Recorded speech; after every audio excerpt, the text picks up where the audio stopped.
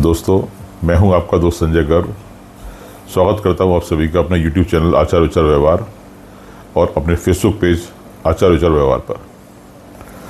दोस्तों, आज हम फिर एक नई वीडियो लेकर आए हैं। दोस्तों, हम लोगों का आज का जो विषय है वह हमारी निराशाओं पर आधारित है। दोस्तों, समाज में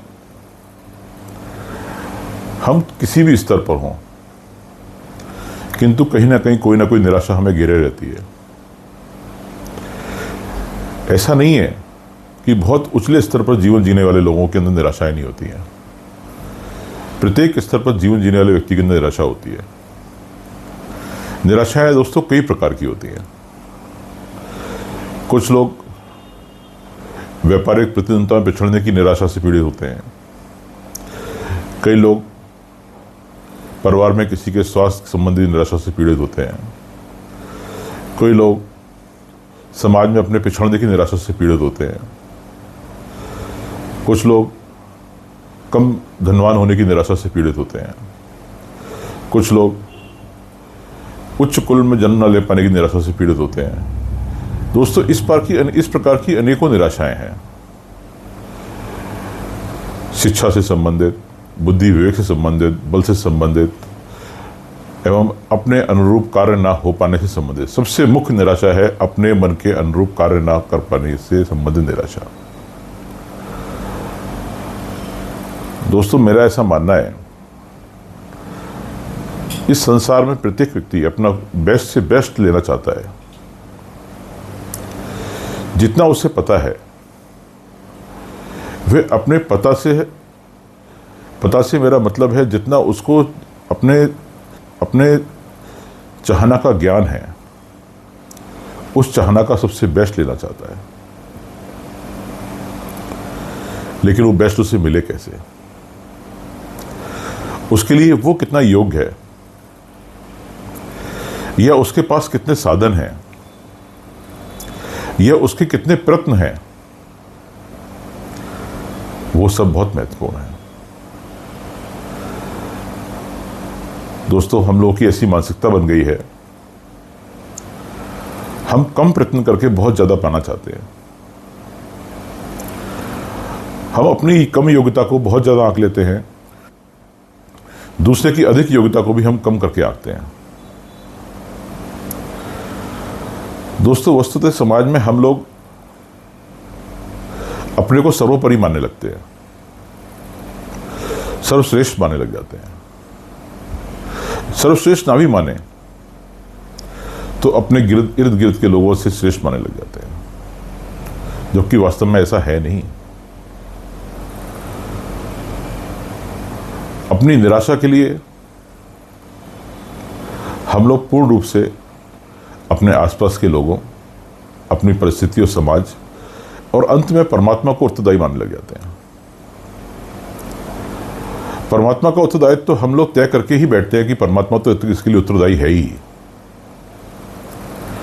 दोस्तों, निराशाएं आपकी हैं तो उसका उत्तरदायित्व परमात्मा का कैसे?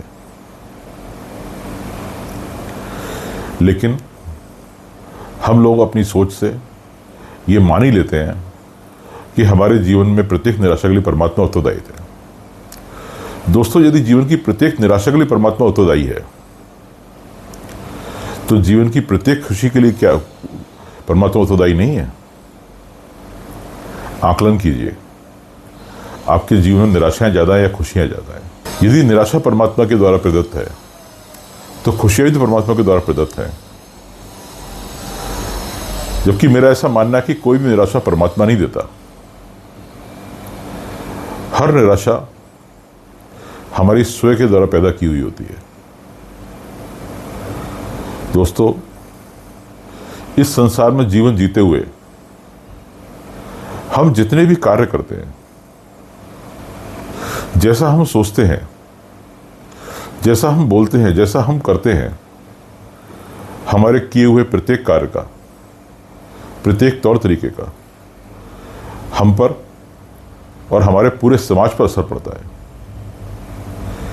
इसलिए हमें प्रत्येक कार्य करने से पहले यह विचार अवश्य करना चाहिए कि हमारा किया हुआ कार्य, हमारे बोले हुए शब्द कहीं बाद में हमें मन ही मन अपराधी या गलत तो साबित नहीं कर रहे हैं। दोस्तों, यदि ऐसा होता है, यह ग्लानि यदि हमारे अंदर आती है कि हमने कुछ गलत किया है, तो निश्चित रूप से हम निराशा से घिर जाएंगे और उसके लिए हमें फिर दूसरा कोई बाहर नहीं निकाल पाएगा। इसलिए विचार कीजिए, बहुत गहनता से विचार कीजिए और इसका उत्तरदायित्व परमात्मा पर मत डालिए। स्वयं को 100% उत्तरदायी मानिए और अपने किए हुए कार्यों, अपनी कार्यशैली, अपने बोल, अपनी भाषा, इन सब पर अंकुश लगाते हुए मर्यादित रखने का प्रयत्न कीजिए। अपने लालच, अपनी आकांक्षाओं को कम कीजिए। अपने लालच, अपनी आकांक्षाओं को वश में करिए, कोई निराशा जीवन में आपको छू भी ना सकेगी, क्योंकि जीवन की समस्त निराशाएं हमारी लालसाओं की पूर्ति ना होने का ही प्रतिफल होती हैं। दोस्तों, यह विषय तो बहुत बड़ा है और बहुत लंबा है। आज के लिए बस इतना ही। मैं आपका दोस्त संजय गर आप सभी से आग्रह करता हूं कि इसी प्रकार की वीडियोस के लिए मेरे YouTube चैनल आचार विचार व्यवहार और मेरे फेसबुक पेज आचार विचार व्यवहार से जुड़े रहिए। धन्यवाद।